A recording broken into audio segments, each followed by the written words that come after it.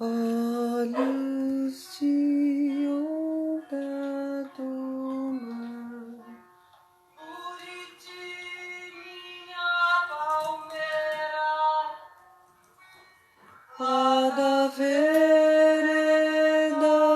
de lá, casinha da banda esquerda, olhos de onda do mar. Olhos de onda.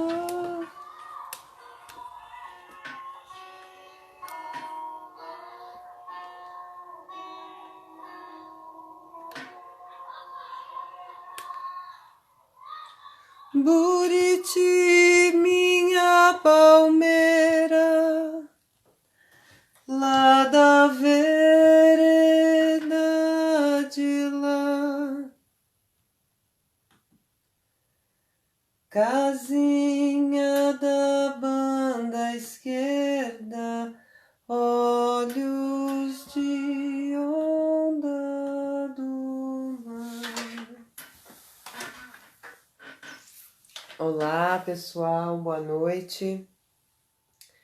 Olha só, não sei se vai dar para ver aqui, eu tô procurando, ainda tô chegando aqui hoje.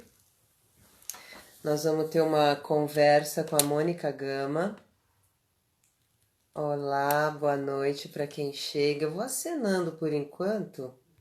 Olha só que maravilha. Eu sou Hélida Marques, eu coordeno o projeto Ler é uma Viagem, criei esse projeto há 17 anos, uma forma de aprender também sobre literatura. E desde que eu comecei a trabalhar com Grande Sertão Veredas, em 2004, 2005, eu sempre me cerquei de pessoas que estudam a obra, tive o prazer, a honra de conhecer o pessoal das rodas de leitura do IEB. Lá eu conheci a Rosa, com quem eu falei semana passada. E a Mônica está chegando! Mônica, vamos lá ver aqui. Paulo Federal. Bom, e hoje nós vamos receber aqui Mônica Gama, professora lá da Universidade Federal de Ouro Preto. Que bonita, bem-vinda! Ei, que legal, Hélida. Deu certo!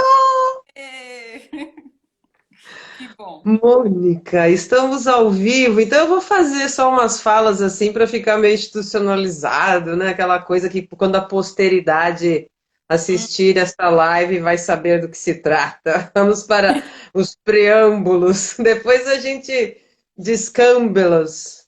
tá bom.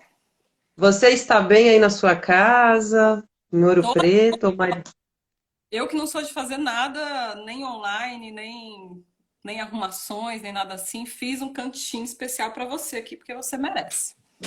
Ah, Não ia deixar esse dia querida! assim, todo bonito, todo rosiano aí atrás e eu sem nada. Coloquei umas luzinhas.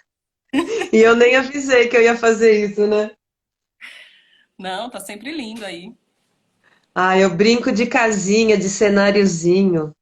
Então, eu estava contando aqui para o pessoal que eu sou a Elida Marques, que eu coordeno o Ler é uma Viagem há 17 anos. Eu sou atriz, tornei leitora pública e produtora cultural porque tem que me virar, né? Eu e meu companheiro Nando. E daí, quando eu comecei a estudar o Grande Sertão Veredas, eu me cerquei de pessoas, né? Fui atrás de pessoas que estudavam, que pesquisavam, tive o prazer de conhecer o IEB, ali onde eu conheci a Rosa, você, e até hoje todo esse meu envolvimento partiu dali, fui para o sertão, conheci o Wagner, fizemos estúdio, compondo.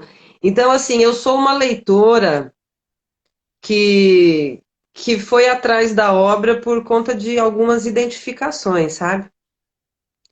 E eu sempre gosto de falar dessa obra em linguagem de dia de semana, porque eu sou filha de caboclo, minha mãe é costureira, eu descobri o Grande Sertão tão sem susto, eu descobri sem susto. Quando eu fui saber que era difícil, eu já tinha, ué? Mas como assim? Parece meu pai falando.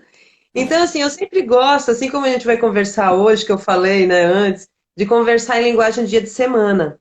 E o que Uhum. me inspirou a te convidar foi reencontrar nos baús que eu abro aqui na quarentena, virtuais, vídeos que a gente fez, ó, em 2007, que preparando para o centenário, a gente foi no Zuleicão, que é uma escola pública de ensino médio ali no bairro da Pompeia, em São Paulo. Aí eu vi você falando os 10 minutos ali para uma galera de ensino médio sobre a obra, o título, como foi seu primeiro encontro e o nosso trabalho lá na época, né? Até hoje a gente faz, eu faço com o Contreira o concerto de leitura, o primeiro encontro, que é do Grande Sertão. E aí a gente usava esse mote de o que é o seu, qual que é o seu, como foi seu primeiro encontro com a obra e o que você pode nos dar, assim, simbolicamente, em linguagem de dia de semana, sobre essa obra tão complexa.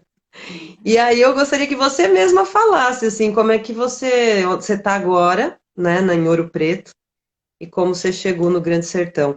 Obrigada, Mônica, muito obrigada. Ai, Hélida, nossa, eu que agradeço, uma delícia. As viagens que eu fiz com você e esses trabalhos, assim, estão nas minhas listas de momentos prediletos da vida, assim. E hoje falar um pouco disso também, mas Epa.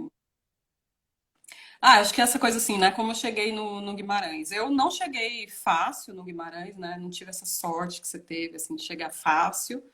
Mas eu tenho uma história de amor, assim, de que Guimarães é o antes e o depois, né? Realmente, tudo na minha vida. É que nem quando ele conta o primeiro encontro lá, né, com Hum. o menino, e que tudo vai ser diferente a partir dali. Pra mim, tudo Ah. foi diferente depois do Guimarães, né? Comecei a ler ainda no cursinho, né, para prestando o vestibular, não tinha lido antes na escola, né, fiz pública, com mil problemas de formação, etc. E fui ler no cursinho, entendendo muito pouco. Eu lembro muito de eu sentar na frente do cursinho, bem antes do cursinho abrir, eu fazia sábado, domingo, começava às 7h30 a aula, eu chegava às 7 horas, ficava lá tentando ler aquilo. E era um tanto difícil, mas era um difícil que eu gostava, assim, mas não entendia muito, né? Não sacava muito o que era aquilo. Queria prestar um curso de mais prestígio, né? Acho que eu era, né, era a primeira da família a ter chance de entrar numa universidade pública, né? Numa boa universidade, numa universidade pública, etc. Queria, né, não sabia o que fazer e aí achava que eu ia prestar alguma coisa, queria prestar alguma coisa de prestígio, que desse dinheiro, que, né, ajudasse minha mãe, claro, né? E, e aí eu tinha um professor que, né, de redação, Rogério, que me proibiu, falou, não, você não vai fazer isso, que besteira, você tem que fazer letras. Eu falei, não, Rogério, eu nunca nem fui boa nisso, né? Ele falou, claro que você tem muita sensibilidade. Eu falei, olha, no colégio ninguém nunca reconheceu isso em mim, não. Aí ele falou, não, mas isso é bobagem, eu tô reconhecendo, você tem que fazer letras. E aí ele puxou minha ficha de inscrição da FUVEST, me proibiu de eu me matricular, e falou que Quem ia me fazer. era, Mônica? Quem era Hoje mesmo esse? É o chama professor? super professor de redação até hoje, maravilhoso. E um amigão do peito, assim. E aí Legal. ele roubou minha ficha de inscrição e segurou. Penúltimo dia de inscrição. E eu assim, Rogério, você tem que me devolver, eu preciso, né, preencher. Ele falou, não, hoje você vai mudar de ideia. E aí ele me sequestrou, eu fazia um cursinho perto da USP. Ele era aluno lá, né, de letras. Ele me sequestrou, falou, você vai assistir uma aula comigo. Falei, tá, não vou mudar de ideia, né? Você tá achando que eu vou fazer isso? A chance que eu tenho de tirar minha mãe do buraco, de ganhar um dinheiro, e você quer que eu vire professora? Você tá de sacanagem comigo. Nossa. Eu não vou virar professora. Você tá me sacaneando. Você vem de família de classe média, você não precisa de dinheiro, por isso que você quer que eu vire professora. Eu, tipo, né? Tinha corrido, né? Eu não sabia o porquê que ele estava falando aquilo comigo. Mas bem, me levou. Me sequestrou, me levou na USP. E estava tendo a aula de um professor muito querido, grande leitor do Drummond. Ele é um professor, sobretudo, de poesia, mas ele estava dando um curso de prosa aquele semestre. E aí era uma aula, olha a sacanagem, né? Era uma aula em que esse professor, chama Alcides Vilaça, grande professor, muito querido. Alcides Vilaça, Vilas. querido, muito querido. E aí, nessa aula, o Alcides estava fazendo uma comparação do conto O Espelho do Machado com o conto O Espelho do Guimarães. E aí, Hélida, mas foi um jogo baixo, assim, porque não deu assim nem 15 minutos de aula. Eu olhei para ele e falei, não Nossa. me vejo fazendo outra coisa da minha vida, assim. Foi Ai, que 15 delícia. minutos de aula, assim, foi um negócio impressionante. Aí ele tirou a ficha da mochila e falou, agora preenche. Eu preenchi e Golpe foi baixo. a partir de então, nunca tive dúvidas, assim, nunca tive dúvida sobre a carreira, sobre nada, assim, então foi muito marcante, assim, para mim, né? E é um conto muito difícil, né? Era um dos É, contos do livro, aquele ano que a gente tinha que ler primeiras histórias pro primeira. vestibular, e era o conto mais difícil. Eu li aquilo e não entendia nada. Acho que pior que aquilo, só o nenhuma, né? Então não dava É, pra tem, entender. sabe que tem uns contos, tem gente que acha que, tipo, eu já li tudo. Eu acho que isso é uma coisa interessante também pensar em um universo leitor, que quando a gente fala em incentivo à leitura, ou as pessoas têm uma visão de quem lê ou leu tudo, mesmo que não tenha lido, lógico que não leu, eu há pouco tempo comecei a falar assim, não, não conheço, porque tem coisa que você não vai para frente. Você tem contos ali no Primeiras Histórias que eu não consegui ler até hoje. Quando eu começo, eu falo, ai, não vai. Né? Então, assim, só para dizer que nada é o exato, né? Contar seguido, alinhavado. Sim. Não, eu até hoje, nenhuma é uma que é um dos contos que eu leio, aquilo me tira do lugar, eu não sei para onde eu vou. Assim, eu não sei, né? Você decifra, você entende, mas ao mesmo tempo, né? Tem várias histórias assim, né? E o Guimarães ele permite isso, né? Isso também é muito gostoso, né? Da gente saber que não esgotou, que você vai voltar e que tem muitas coisas que ainda É. não vai, né?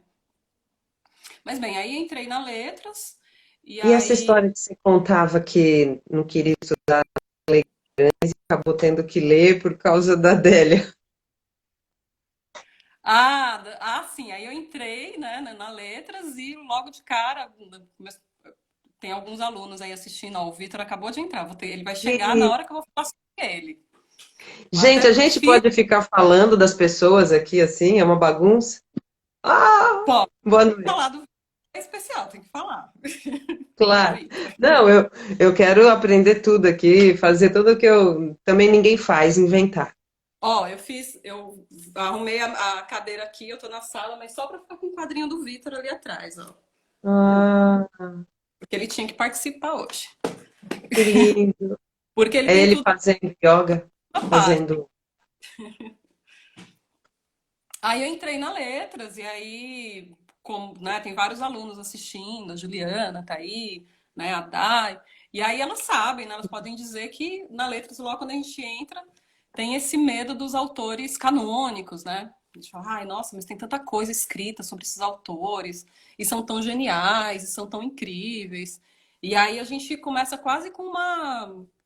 É um tipo até de militância mesmo, e é super importante, né? Defendo ainda isso que é de estudar os outros autores. A gente falou, não, a gente precisa estudar os outros autores, esses autores são muito estudados, não precisa mais, né? Então eu fui estudar a Adélia Prado.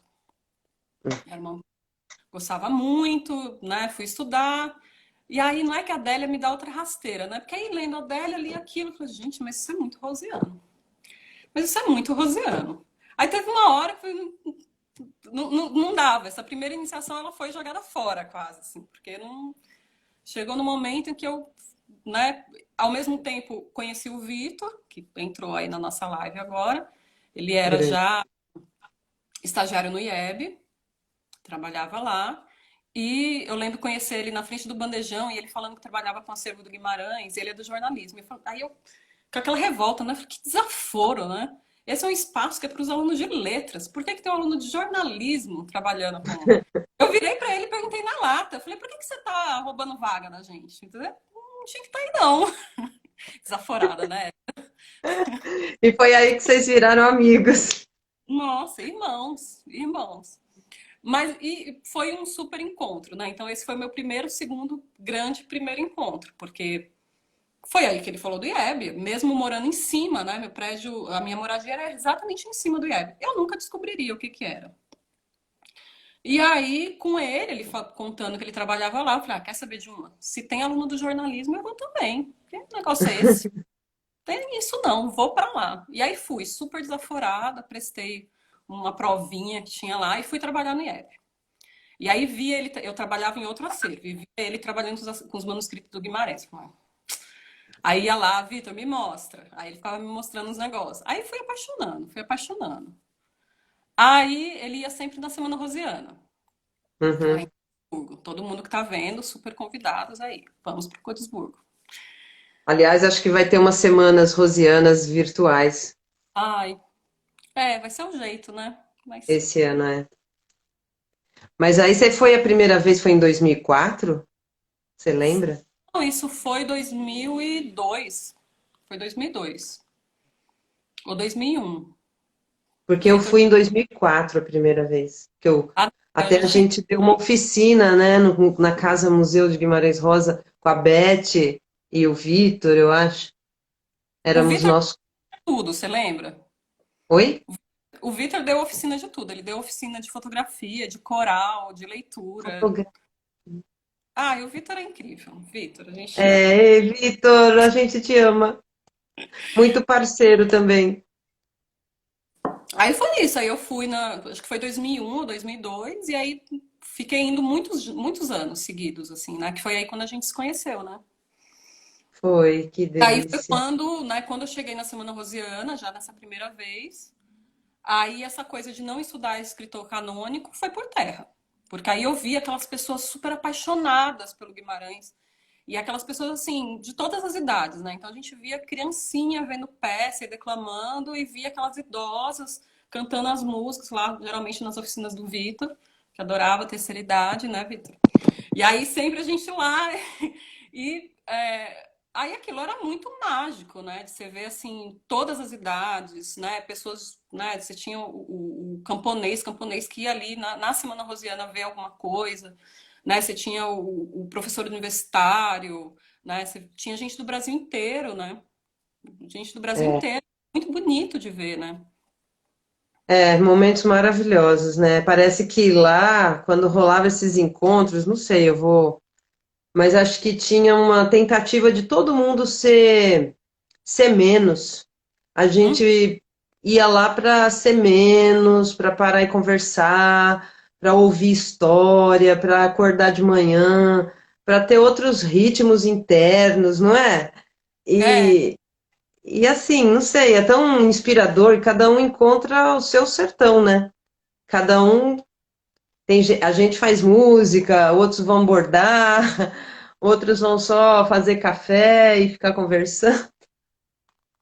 a gente ficar esperando o trem passar a noite. É, Ai, menina, quase mas matei. sabe, Mônica? Acredita que eu levei meus Oi, alunos? Acredita que eu você levei meus foi com alunos? eles? Fui. E aí não é que a gente saiu à noite e a gente foi ver as estrelas ali no trem, na linha, não sei o quê. E eles, mas a gente pode ficar aqui? Eu falei, pode, não passa trem, não. Menina, eu não lembrava que passava o trem de madrugada. Que eu... São adultos, gente, calma. Ah, Já estão adultos, todos vivos. sim. Que maravilha. E olha, eu tô lendo toda sexta-feira o Grande Sertão, lá no canal do YouTube. E era uma missão, não uma missão, sabe? O Nando vivia falando, por que que você não lê a obra toda? Eu aqui em Itu comecei duas vezes, uma vez por semana, e aí tive que parar. E agora em quarentena, a gente fica meio se sentindo como o Mário Quintana, né? Em horas extremas. Meu, se eu não fizer isso agora, eu não vou fazer mais nada, entendeu? Eu tenho que ler eu tenho não, eu quero ler um monte de mulheres, porque como toda leitora formada, eu tô com 53, eu mesma, né? Eu digo eu mesma porque eu já li, faço oficina. Quando eu me dou conta, tenho muito homem por perto, então eu quero ler mulheres.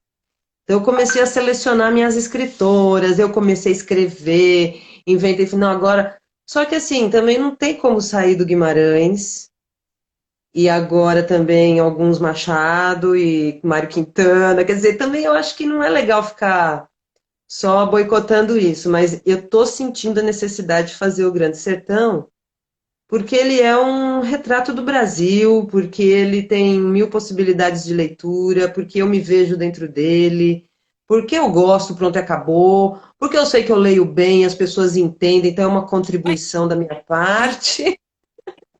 Mas assim, é muito. Tem hora que assim, gente, às vezes eu tô lendo e no meio da leitura eu falo, ai caramba, vai, vai que vai, não para, vai.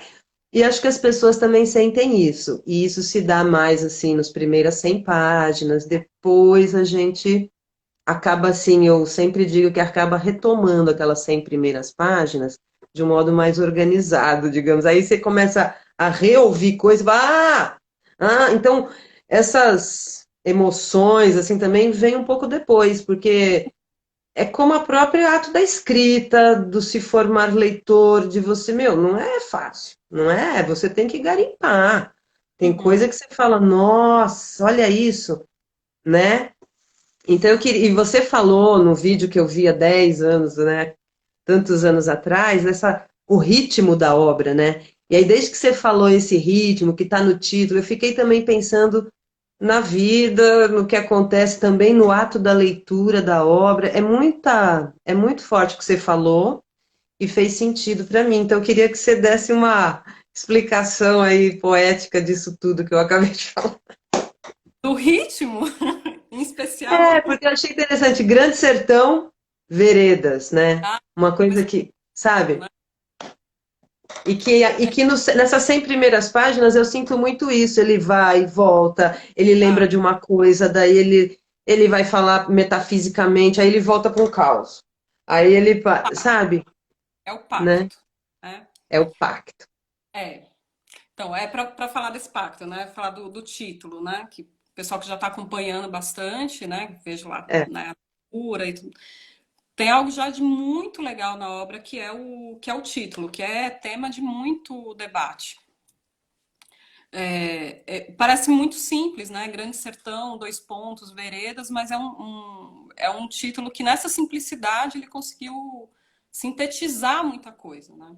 Então, claro que assim, tem uma coisa de uma expressão espacial, né? De falar do espaço, né? Onde esse livro vai ser sobre o quê? Né? Vai ser sobre o sertão.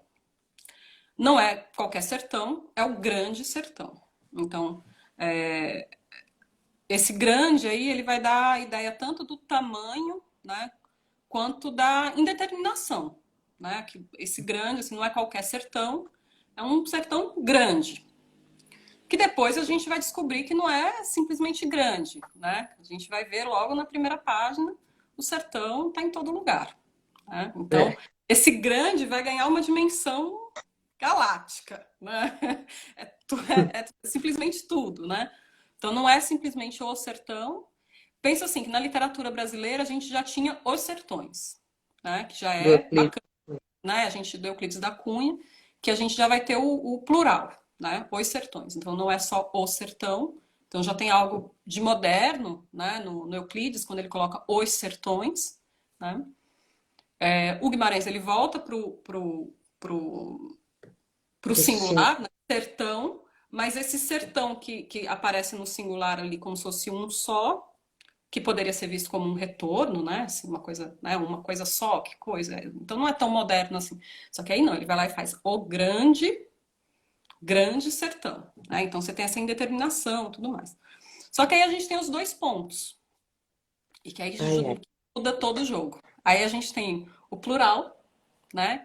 Então, se lá no Euclides era os sertões, aqui é o grande sertão, né? Grande sertão, dois pontos, veredas. E aí sim, né? A gente tem o plural. E aí é importante para quem não é, para quem está começando o Guimarães agora, a gente pensar o significado de veredas. Então, Uhum. veredas, aquilo que está atrás da Hélida. Lá, Essa daí é foto.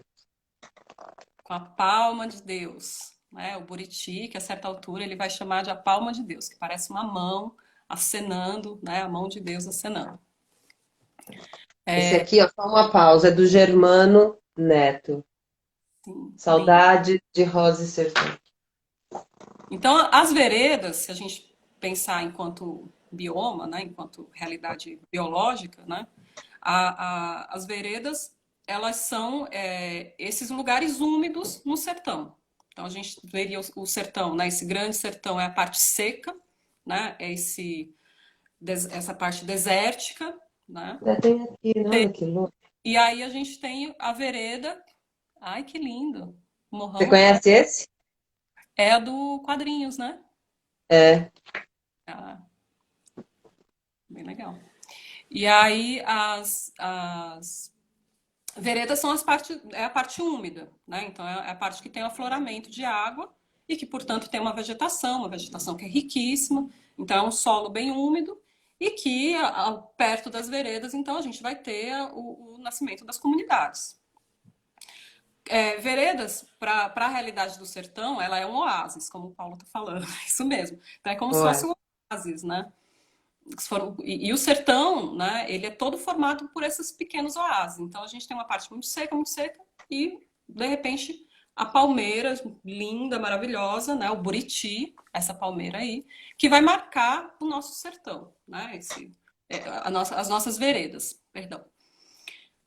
Veredas, então, elas se tornam um sinônimo de caminho, né? Por quê? Porque para você andar no sertão, assim como, né, todo mundo que anda assim como qualquer realidade geográfica, né? O mundo ele vai ser construído geograficamente nesse sentido, né? A gente vai as nossas localizações elas vão se construindo muito em função da água, né? Então você faz uma Uhum. ação de terra de um rio até outro, né? O rio ele serve como uma marcação geográfica. Para caminhar no sertão é essencial a vereda, né? Porque pela vereda a gente consegue saber onde a gente está. Ela serve como marco geográfico, né? Então a gente tem nesse título o Grande Sertão, que é a indeterminação, e veredas significando caminhos, né? Que é a determinação, o mapeamento. Então a gente tem esse jogo, né, entre o indeterminado e o determinado. O indeterminado, que é no singular, né? E esse determinado, né? Que vem no plural. Tem algumas interpretações que vão trazer para a gente a ideia do masculino e do feminino, né? Então, né, desse jogo do masculino no Grande Sertão e do feminino no Veredas. E aí a gente pensar esses dois pontos como um símbolo matemático e não como um símbolo gramatical, né? Será que esses dois pontos têm a ver com o infinito e algo que, enfim, que une, né? Que espelha, que é, Equilíbrio. que, que é uma coisa só, né? Eu acho que ele tem a ver, se a gente pensar nessa ideia do masculino e feminino e dessa representação matemática, ele representaria essa questão do equilíbrio, né? Desses Equilíbrio. lados que estão, né, em equilíbrio, em igualdade, né? E, então, assim, o Grande Sertão, ele vai, né, esse título, ele já vai funcionar para a gente já de cara como esse jogo de indeterminação e determinação, de perdição, né? No grande Sertão você fica perdido, nas veredas você se encontra, né? Então a gente tem esse jogo, né? E é também uma metáfora da memória, né? A narrativa que vai ser contada em primeira pessoa a partir da memória, a gente teria então as veredas seriam esses caminhos da narrativa de si, né? Esses caminhos Nossa. encontrados pela nossa memória para a gente poder falar sobre o nosso passado, né? Sobre esse passado que é essa amplidão, né? Do Grande Sertão, que é a amplidão das recordações, que a gente não tem acesso necessariamente, que a gente precisa de determinados caminhos, a gente precisa de determinadas marcas, né? Determinados gatilhos. São as nossas pequenas veredas, né? Na cabeça. Então, é Uhum. sentir um cheiro que faz a gente lembrar de alguma coisa, é ver um determinado céu azul que faz a gente lembrar de outra, né? E que são esses pequenos gatilhos. Então, o título ele também é uma metáfora de memória, né? É um título genial, né? Tanto que nesse começo, Mônica, tem muita frase dele que ele cita e aí ele vem com um caos para explicar. Parece que é. Ah, estou falando, por exemplo, o Aleixo, nananina, nananana, daí quando acaba, eu falo assim, então, como eu estava falando para o senhor, não é ou não é? Então ele tem esses momentos de buscar um caminho meio que para justificar um negócio que ele falou. E é mais um caos, né? Tem muito esse mecanismo. E O que que aí às vezes para várias vezes a gente chega num caso desse e fala, mas por que exatamente que ele está contando isso? Parece que vai ficando muito confuso, mas de repente faz sentido. A gente precisa ir indo, e aí, tá, foi por isso, né? Agora, ainda sobre o título, pois eu não. vou ser sobre o pacto dessa primeira parte, mas ainda sobre o título, só para, né, fechar essa partezinha, assim, lembrar que essa obra, ela teve outros dois títulos, de certa Como forma. assim? Como assim? Até o último manuscrito que a gente tem, né, que é uma datilografia da obra, não contei, né, antes, mas aí depois, quando eu, né, no curso de letras, mestrado, doutorado, eu fui estudar o processo de criação do Guimarães. Mas bem, o último datiloscrito, que a gente não tem a gente não tem muitos manuscritos do Guimarães, mas a gente tem a última prova do livro. E na última prova do livro, ele ainda se chamava Veredas Mortas. Ai, é, Veredas Veredas Mortas. Mortas. Então ele não era Grande Sertão Veredas, era Veredas Mortas. Não vou dar spoiler pro pessoal que está lendo, Tá. mas lembrar, deixar aqui a pulguinha atrás da orelha, que Veredas Mortas, que já apareceu na parte que você leu, só que a primeira Uhum. ela é muito confusa, então a gente vai lendo e não vai entendendo muito bem. Mas já naquela parte que você leu, umas 5 páginas antes, ele fala lá. Na Veredas Mortas foi onde tudo aconteceu, nananana. Isso que a gente não faz ideia do que é a Veredas Mortas. Bem, sem dar spoiler, Veredas Mortas é um lugar que vai ser essencial para ele e tem a ver com o diabo, né? Acho que isso pode contar, né? Porque todo mundo sabe que O tem pacto pacto sim, que, né? que ele foi na encruzilhada, chamou, chamou, e o cara nem sabe se veio, se não veio, mas Bom, ele foi, né? Não, todo mundo. Acho que essa parte é até legal, porque ele chama, ele faz todo o ritual. Acho que as pessoas vão querer chegar lá para ver como é que é um bravo jagunço fazendo ritual com o demônio. e quando a gente lê esse livro, a gente está fazendo pacto, né? Passar ali pelo liso do Sussuarão é fazer o pacto junto com ele. A Mas é gente, isso. aliás, só um parênteses, a gente acabou de ler essa semana A Travessia do Liso e que eles comeram um homem pensando que era um macaco. Pois é, É. exatamente. Então, assim, essa parte do pacto ela é super importante, porque, como a gente sabe, toda a narrativa se dá em torno disso. Então, já no primeiro parágrafo, ele já pergunta pro senhor que está ouvindo na história dele se o diabo existe ou não existe. Por que isso incomoda ele desde o primeiro parágrafo e vai até o último? Porque se ele fez o pacto, como todo mundo sabe, quando a gente faz um pacto, a gente tem que pagar um preço. Então, esse livro, cadê? O Diabo Aparece Existe, aí o, existe. di o Ah, tá diabo ao existe? contrário. Não. Ah, tá ao contrário. Não, mas é Esquece. super rosiano, ao contrário. Dois pontos contrários. Ou não. É um livro fáustico, né? O Guimarães, esse livro, ele traz a citação de vários outros livros, né? E um diálogo essencial nesse é com o Fausto, né? Que todo mundo conhece mesmo sem ter lido, né? Que é a ideia de alguém que faz o pacto pelo conhecimento, né? Então ele faz o Uhum. pacto para ter todo o conhecimento. É muito simbólico, né? Porque na Bíblia, né? O início de tudo aí pela Bíblia, nós somos expulsos do paraíso porque comemos o fruto do conhecimento, né? Então não podemos conhecer. O Fausto ele faz o pacto pelo conhecimento e ele tem que pagar um grande preço. No Grande Sertão a mesma coisa, ele faz um pacto e então ele tem que pagar um preço por isso. A questão é que ele não sabe se ele fez ou não o pacto, né? Como a Elida falou, ele chama, chama, chama e a gente não sabe. Então ele conta toda a narrativa para esse senhor que está ouvindo ajudar ele, dizer se teve ou se não teve o pacto. Todas as histórias que ele conta é para de alguma forma justificar se o diabo existe ou não existe. Porque aí ele vai saber se o que aconteceu foi por culpa dele ou não. Então, é uma narrativa de culpa, é uma narrativa de perda, é uma narrativa de amor, né? E tudo isso mediado pela memória, né? De história de diabo. É magnífico. Tem outro título ainda, né? O outro, o segundo título. Tem um outro título, mas esse permanece, mas que poucas pessoas lembram ou percebem que quando a gente abre o livro, não vai aparecer, né? Mas quando a gente. E vai aparecer o contrário também. Quando a gente Ah, abre o é. livro, na segunda Grande. capa, a gente tem um parênteses que se abre logo debaixo do título e está escrito assim: O Diabo na Rua, no meio do redemoinho. Três Hum, pontinhos. É. Essa é uma frase que vai aparecer 8 vezes na obra. Mas vem cá, isso é o segundo título ou é uma epígrafe Você que eu já viu a achar? segunda capa? Não, eu nunca tinha pensado nisso. É, É um ninguém fala. segundo título. É um segundo título, né? Mas é um título que ele vem guardado, né?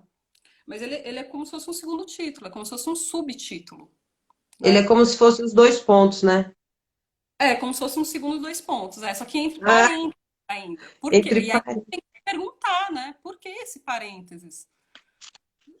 A obra já começou para ter parênteses?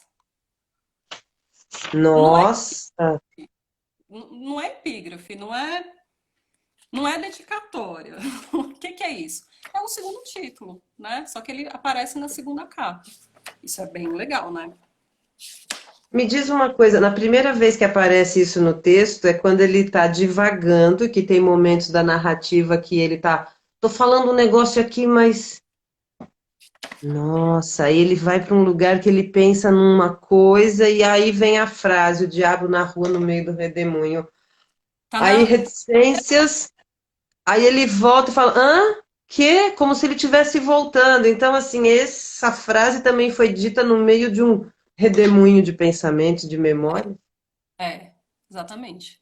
E aí eu tô chamando, né, chamando atenção tanto para essa coisa dela aparecer logo depois do título na segunda capa, e aí Sim. trazer esse conhecimento de manuscritos, né? Nos manuscritos do Guimarães, ele fazia muitas listas de títulos. E esse era um título que era listado incessantemente, né? O Diabo na Rua do Meio do Redemoinho. Sempre aparecia como possibilidade de título. Em algum momento, né, isso vai ser incorporado como frase do livro, né, como se fosse uma frase musical, né, que em vários momentos aparece e dá um outro tom para o que ele está narrando, né? Uhum. Então, é repetida várias vezes no livro. Isso é bem interessante, né, de ver como que esse título, que provavelmente de alguma forma dá a ideia devia estar na base da ideia do romance, vai migrar para segundo título e vai ser uma frase repetida durante todo o romance, né? E você acha que ele foi. Bom, o processo de criação daria outra conversa, né? Se ele vai pegando e colocando depois, né, nos momentos, ou se essa frase veio no processo ao longo. É, vai saber. A gente, não vou saber a ordem, né? Como eu disse, a gente não tem um manuscrito de elaboração do Grande Sertão para saber quando é que ele insere isso. Mas onde que ele aparece? Ele vai aparecer na terceira página. Depois ele é repetido mais umas 2 vezes. Você lembra lá? Já na terceira página. Ele começa a explicar, né? Explica ao senhor: o diabo vige dentro do homem, nos crespos do homem. Aí ele vai. Aí a conclusão desse parágrafo ele vai dizer: estrumes, o diabo na rua, no meio do redemoinho. Em a Hein? são minha, de pior para trás, as certas lembranças. Então você vê como está muito ligado à memória. Uhum. É uma frase, é como se fosse um gatilho, né? Que vai e faz ele lembrar alguma coisa. E aí a narrativa se reorganiza. É É. quase, não dá para dizer que porque no caso do Graciliano é mais evidente. No São Bernardo, toda vez que ele vai lembrar de alguma coisa muito importante, ele ouve o pio da coruja. Você lembra disso? Não, eu não li o São Bernardo. Vamos, Oh, vamos ler. vamos! É Rodas de legal. leitura no Zoom, pelo Zoom, vamos fazer. Vamos. Então, vários momentos, assim, quando ele vai lembrar, principalmente da Madalena, ele ouve o pio da coruja. E aqui é o diabo na rua, no meio do redemoinho. E aí depois, essa frase, ela só vai ser explicada na página 187. Qual que é a sua Bem, edição? bem lá na frente. A minha, essa aqui, a sétima. Ah, Tá mais ou essa menos. daí. Ah, não, dessa aí não. Não. Ai, Hélida, por que você usa ainda essa edição? Olha essa. Ah, eu Tem não aqui. tenho essa daí. Eu não tenho essa daí. Eu Vou tenho, mandar. eu tenho essa Ah, e não, é bom. tenho essa. É boa também. Mas essa aqui eu não sei. Essa que você, essa aqui você trabalhou com a Bia Lessa na exposição no Museu da Língua Portuguesa. Foi em 2006. Foi. Super exposição, maravilhosa. Um dos melhores trabalhos da minha vida. Foi muito Nossa, legal. eu tenho fotos. Então, esse outro aqui, é que esse tem emoção, foi a Beth Ziani que me deu há muitos anos, foi o primeiro. Eu já venho, então. Mas eu posso variar. Não, mas ela sabe que essa edição tem uns probleminhas, por isso ela vai me desculpar. Meu, a Claudimira, que está aqui nos assistindo, também já me falou de alguma coisa também que notou errado aqui. Eu sei, é. É que a gente tem apego, né? Não tem jeito. Você já teve É, apego, então, aí não tem jeito. tá Eu arriscado, tem tenho o, mais 5 edições, eu só leio nessa. Eu não. é o ritmo da primeira leitura, eu anotei as minhas descobertas ali, mas vamos que vamos. Quando você chegar nessa página lá, eu vou te lembrar, quando vocês estiverem lendo juntos, né? Todo mundo. Mas lá nessa página, deixa eu pegar aqui, 180. Ah, eu Ah, tenho o PDF. na verdade, Élida, deixa eu ver se é isso. Ah, não, não é não. Eu ia dizer que é onde você parou, mas não, você parou bem. Viajei agora. Mas ele vai. Onde que aparece a frase, né? Ele passa um vento e aí o caçante fala redemoinho. Você lembra disso? Quando? Redemoinho. Lá nessa página 187. Bom, eu não achei. O Federal está perguntando quantos Grandes Sertão vocês têm. Muitos. Eu não tenho o último que tava muito caro, aí eu deixei para entrar E na esse promoção. aqui é em quadrinhos, viu? Ah, eu tenho esse também. E aliás, quem estiver vendo aí que se tiver com a minha edição que tem o manuscrito na frente, por favor, me devolva, porque hoje eu fui procurar e não achei. A qual Uh! é? Empresta, eu não lembro. Bem, mas aí nessa página lá tem que não vou ficar, né, sendo. Mas você sabe mais ou menos, né? Você sabe mais ou menos, vai aí. Não, não acontece nada demais, na verdade. Eles veem um vento, aí o Cassange fala redemoinho, aí Jadorim vem com uma explicação científica. Vento que enviesa, que vinga da banda do mar. Aí o Cassange não entende né, o que Jadorim fala, e aí fala assim: ah, não é nada disso, não. Ele discorda de Jadorim. Fala que vento que vem do mar, nada. Isso aí é o diabo. Redemoinho é dele. E aí eles começam a rir, né? O Reobaldo vai rir. Fala assim: ah, diabo viajando dentro do redemoinho. Aí ele fala: estive dando risada. O demo, digo ao senhor, na hora não ri? Pensei. O que pensei? O diabo na rua, no meio do redemoinho. Aí é o momento em que ele cria a frase. Hum, que Aí interessante. ele conclui depois: acho o mais terrível da minha vida ditado nessas palavras, que o senhor nunca deve te renovar. Né? O senhor não deve repetir isso, ao contrário, né, da Mônica que está falando isso há meia hora. Mas ele fala: o mais terrível da minha vida é isso, o diabo na rua, no meio do redemoinho. E aí ele fala: não, mas me escuta, a gente vai chegar lá. Porque a gente só vai ter explicação do que, por que que o diabo na rua, no meio do redemoinho, é tão traumático lá na frente, quando a gente tiver uma morte super relevante. que eu não vou É. falar. Que eu sempre imagino que é sempre esse momento que ele está relembrando quando fala essa frase, É, eu também né? acho, exatamente. E é tão, para quem nunca leu, é fantástico ter o prazer. Não deixe nunca ninguém dar spoiler para você. Desconverse, não queira nem saber. Não vai atrás. Ué, você acredita que a única vez que eu li com os meus alunos todo, né, um curso que eu dei só sobre Guimarães, aí eu propus, vamos fazer roda de leitura à tarde, a gente lê. Aí a gente leu todos juntos. Assim. E Uau. aí teve uma menina, a Daiane já mandou uns olhinhos. Foi tão engraçado, a gente lá lendo várias semanas, lendo tal, e eu assim, me deliciando, porque muitos nunca tinham lido e não sabiam a história. É tão incrível, né, quando você não sabe a história. Não, é tão incrível, tão incrível. Aí a gente ali e tal, aí uma menina um dia me encontrou no corredor e falou assim: posso participar da sua roda de leitura? Eu falei, claro, né? Vamos, tá aberto, aberto para todo mundo. Aí ela, então tá, amanhã eu vou. Tá bom. Aí ela foi. Você acredita que é infeliz? Na única vez que foi na roda, e a gente devia estar o quê? Na página 100? Não sei. Muito. Não é nada ainda. A gente estava ali no vulco-vulco da coisa. Ela me solta o spoiler. Putz, Juro, grilo.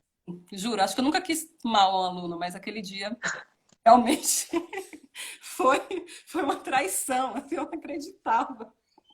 Não, eu acho que o pessoal da Globo não lê o livro, devem ter entregue o roteiro, sei lá, porque quem lê não faz o que eles fizeram, né? Não vou nem falar mais nada. É, Um desserviço. Não se fie nem conversas de falsos fiandeiros. foi. Mas quem foi Aí sacanagem? A Tata Nog. a Dai tá lembrando aí que ela foi, aí todo E mundo nunca olhou pra mais ela, voltou. isso, todo mundo olhou pra ela com tanto ódio, acho que a menina nunca, nunca se sentiu tão mal. Ela nunca mais voltou, nunca mais. Tadinho. Me deu até um pouco de dó, mas não é possível que você chega na roda de leitura e você conta o final do livro, assim. É, porque é uma coisa rara, né? A gente tem que preservar essa raridade. É, e vocês estão lendo, né? Eu acompanhei a primeira, a segunda. Sexta-feira eu não acompanhei, porque eu esqueci que era sexta-feira, Élida. Perdão. Ah, se essa quarentena confunde a gente, tudo parece a mesma coisa, não sei. Foi no sábado, eu tava falando pra Luísa, você não vai, não vai fazer lição, né? Não tem aula online, não sei o que. Ela falou, não, mãe, hoje é sábado. É. Eu achava que era quinta-feira, detalhe. Não, Juro mas que eu achava. olha, o que mais acontece nessa quarentena é a gente perdoar, porque um não liga, outro não viu. Isso tá acontecendo de um jeito, um negócio assim que nada mais tem importância. Olha, quando der, viu, Mônica? Se for legal. É, ó, alguém às vezes pede desculpa, vai que desculpa, gente, não tem problema. Isso parece que assim, tem coisas que não tem mais nenhum valor, não vale a pena nenhum desgaste por causa disso, né? Ó, mas eu não vi ao Não, vivo, não mas eu por ouvi, causa disso. tá? Eu ouvi Ah, e agora. pararam. Então agora faz todo sentido, brincadeira. Ó, vocês, só estou retomando esse assunto de onde vocês estão, porque vocês estão ainda no pacto, né? Isso é muito importante aí, quem ainda não leu ou está lendo pela primeira vez com a Élida, saber que esse é um livro que propõe um pacto de leitura, né, Élida? Então, É, tem, assim, o Guimarães, ele é difícil com a gente, tá? Ó, a Fabi tá perguntando se o livro está sendo lido. Tá sim, Fabi. e obrigada pelo momento. Eu vou passar aqui o site do Ler é uma Viagem. Amigos que estão aqui comentando que são meus amigos, pode escrever aí, porque eu tô com o celular de uma posição, não consigo interagir. Mas chama Ler é uma Viagem no YouTube. Toda sexta às 20 horas, lives, ao vivo, que eu preparo todo um cenário, mas depois fica lá no YouTube. Ler é É, uma viagem. dá para ver, dá para ouvir a Élida lendo as outras partes, Fabi. Exato. E o Guimarães, ele é muito difícil com a gente, assim, ele realmente, ele não... ele propunha esse trabalho que você faz, é até difícil explicar, mas assim, esse trabalho que você faz, que é de formação de leitores, que é incrível, de alguma forma o Guimarães ele propunha que a sua própria obra fizesse isso, né? Que ele formasse um leitor. Claro que toda literatura propõe isso, né? Todo autor propõe que a sua obra ela forme um tipo de leitor. Hum. No Grande Sertão, ele leva isso de forma radical, porque ele tem um dos inícios de romance mais difíceis. Eu não consigo pensar no início de romance mais difícil que o do Grande Sertão. Né? E Pois que é. muitas vezes as pessoas começam e desistem, porque não estou entendendo, não estou entendendo. Então a gente ouvia, né, opiniões tipo a do Ferreira Goulart, né? De, impossível, isso é bobagem, né? Ele odiava, né? Porque ele nunca conseguiu muito, assim, isso aqui não é nada. Porque vai dando realmente, assim, dá uma certa angústia, né? O que é importante falar para quem está começando é que é um pacto, é algo muito pensado, né? Então no romance a gente vai ter alguns momentos de tentativa de ultrapassagem do liso do Sussuarão, que é um deserto terrível, onde os bichos morrem, onde as pessoas morrem de fome, é como se fosse atravessar o Saara. Uhum. E a gente fala que esse início do Grande Sertão, ele é como se fosse o liso do Sussuarão. A gente precisa É, passar. Então você é precisa passar verdade. por essas páginas. E não são poucas, né? É um tantinho ali. A gente diz que esse pacto de leitura ele vai se dar em toda essa primeira parte, até o primeiro encontro. É. É só a partir do primeiro encontro que a narrativa ela se organiza de alguma forma. Então, até o primeiro encontro,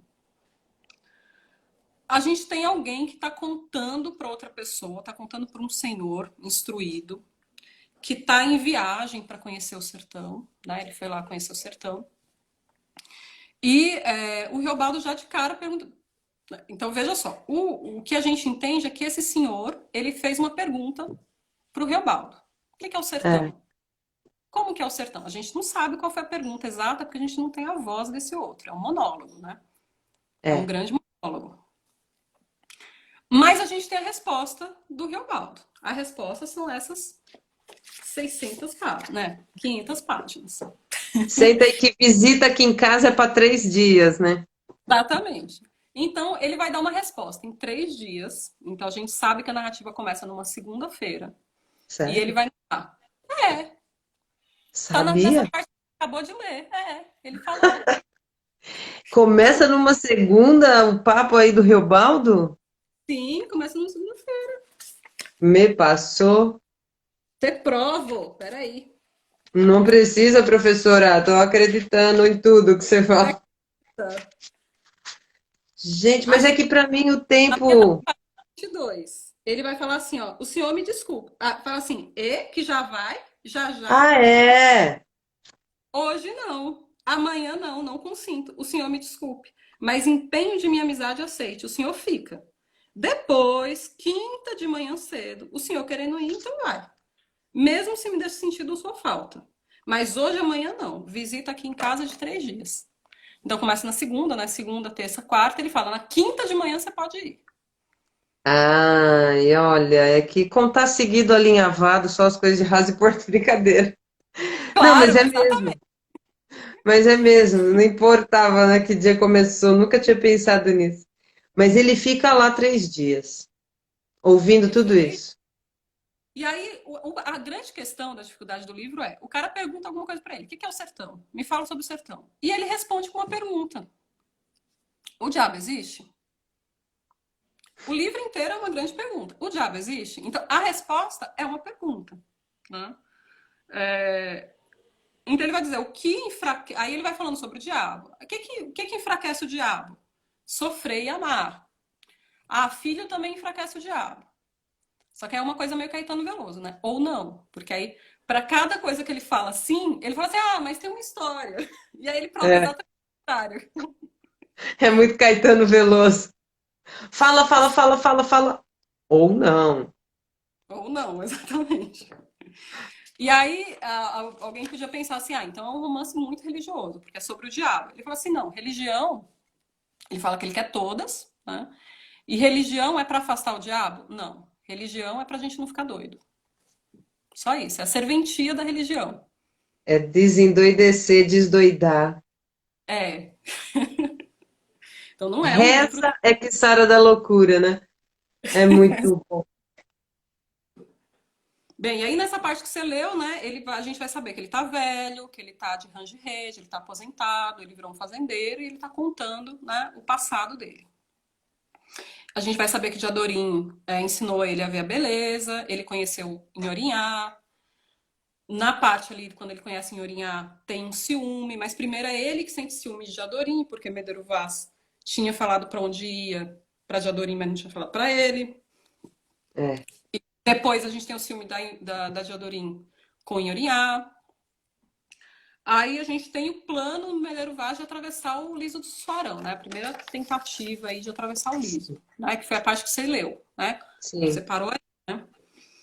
Então, aí tem uma parte proustiana, né? Tem todo um diálogo com Proust ali, um parágrafozinho, né? Que eles começam a falar de pai, mãe. Ai, quem é sua mãe, meu pai? Você pensa nela quando for, não é? É, porque ele começa, tem toda coisa com Nhorinhá, e aí com a Ana dos Usa, que é a mãe, não sei o que, e começa um diálogo sobre mãe. E aí ele vai falar da dele, né? Minha mãe. E aí como eu falei assim, é uma obra que vai repetir muita, que vai trazer muitas obras, né? Então tem o Fausto e a gente tem o Proust aqui, né? Em Busca do Tempo Perdido, um grande romance sobre a memória, tudo mais. E aí na parte que você leu, há pouquinho tempo, teve esse momento proustiano, que ele vai dizer que a lembrança dela fantasiou, fraseou, feito grandeza cantável, feito entre madrugar e amanhecer. É justamente aquele momentinho antes de dormir, né, do Proust, em que ele está quase dormindo e que é ali onde as coisas acontecem, né? Que é ali que a memória acontece, que é ali que, né, que esse tipo de sonho acordado, né? Esse É tipo o de momento vida. da modorra, né? É, A modorra que eu acabei descobrindo essa palavra e fazendo outros projetos do ler, que essa modorra é o momento limite da consciência e da fantasia, né? Alice no País das Maravilhas, que a Narizinho que entra ali de tanto na modorra e que leva para um mundo mágico, fantasiado, né? é, exatamente. É super bonito esse momento, né? Vocês acabaram de ler ele. E que é essa coisa de quando ele lembra da mãe, é justamente nesse momento. Lembrando lá que Em Busca do Tempo Perdido vai começar justamente com essa cena, né? Que ele deita, esperando a mãe vir dar um beijo, né? A mãe vir, né, contar uma história, aquele momento entre dormir e estar tá ali. Então o livro todo é muito proustiano, claro. Eu acho até melhor do que Proust, vou ter que dizer isso aqui, né? Realmente, Claro. obviamente, melhor do que Proust. Mas tem essa pequena homenagem aí quando ele fala da mãe, é muito muito bonitinho, né? Tudo isso para encadear para chegar no Medeiros Vaz, que vocês leram, que é toda aquela descrição de literatura medieval, que é outro intertexto do romance, né? Então, a gente tem o Fausto, a gente tem, né, a gente tem o mito fáustico ali, principalmente do Goethe, a gente tem o Proust, e a gente tem a literatura de cavalaria, né? Literatura Toda medieval. esse código de honra dos jagunços, o comportamento deles, porque uns são mais cavaleiros do bem, outros são os né? É, Uns que procedem de acordo, outros que são a barbárie. é. E o Medeiros Vaz ele vai ser descrito como um grande cavaleiro medieval, né? Como um grande senhor, né? Como um grande suzerano, um grande líder, né? Como se fosse um rei Arthur ali, praticamente, né? Ele vai comparar e falar, não existe ninguém como Medeiros Vaz. Não existe homem para Medeiros Vaz. Né? Tanto que tem um momento que ele fala com maior orgulho, nós éramos os Medeiro Vazes. Exatamente. E você lembra, Nossa. nesse parágrafo, é toda uma descrição de literatura medieval mesmo, né? Então ele vai dando toda a descrição e a certa altura ele fala beijar a mão, né? Que era uma um dos rituais, Ah, né? Era posso beijar ler o trechinho? a mão. Lê, lê, lê, lê. O final do parágrafo tá para mim na página 42. Mas Medeiro Vaz era de uma raça de homem que o senhor não mais vê. Eu ainda vi. Ele tinha conceito tão forte que perto dele até o doutor, o padre e o rico se compunham.